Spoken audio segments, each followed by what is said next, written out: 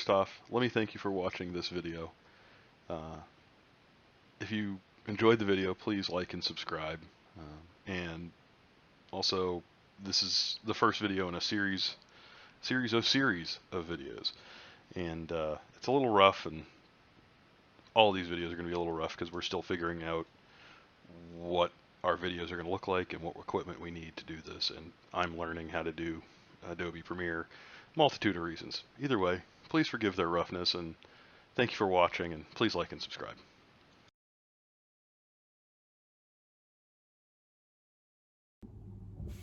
Hey guys, today's video is about me building a new gaming machine. A little bit of history on it.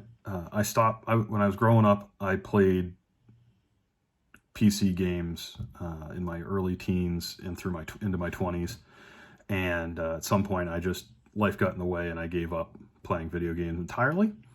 And about 2 years ago, I was hanging out with the guys one day and they asked me if I'd get back into it. They'd all moved over to Xbox, and the Xbox One X was coming out soon, so I bought an Xbox One X.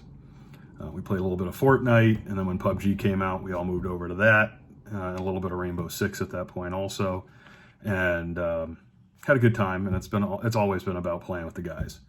But the challenges of console gaming, PUBG is a hot mess, as everybody knows. It's awesome, but it's a hot mess. The graphics on a console are just not as good, and a couple of us are talking about getting more into streaming regularly.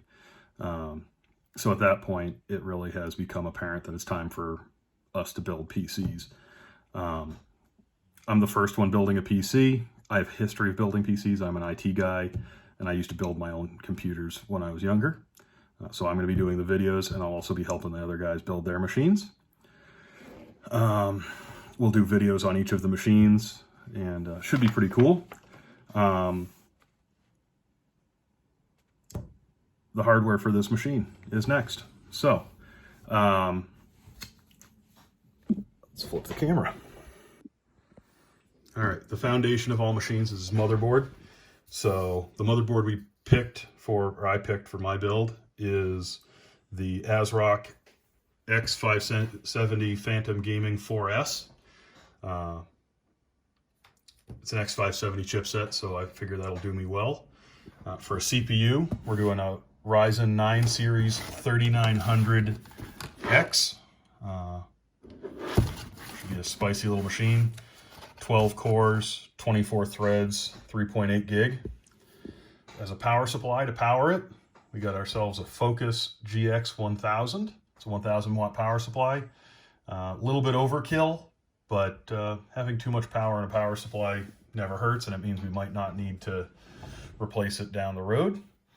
For memory, we got ourselves some G.Skill Ripjaw V RAM. This is DDR4 3600. The CL rating's a little bit high, but that's all right. Give that a run. Should be pretty good stuff. We're going to use Arctic Silver, or Arctic MX4 actually, cooling, or thermal paste. So it's pretty good stuff. For a hard drive, the ASRock motherboard with the 570 chipset supports PCIe 4. So we went with it's a 1 terabyte Sabrent NVMe. This does PCIe 4, so it should be a really spicy drive.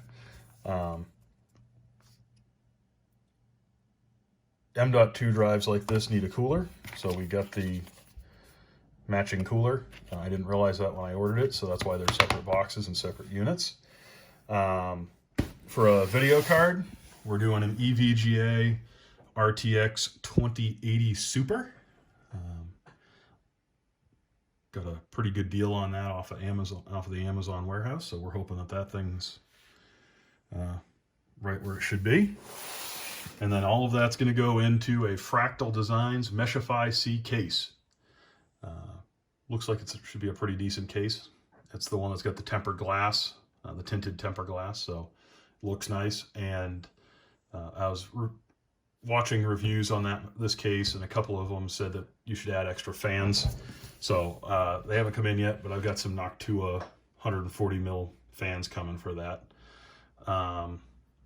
You'll notice that there's a distinct lack of RGB in all of this, and that's because, honestly, I'm not about flash. I just want the thing to work well and be reliable and look good without being flashy.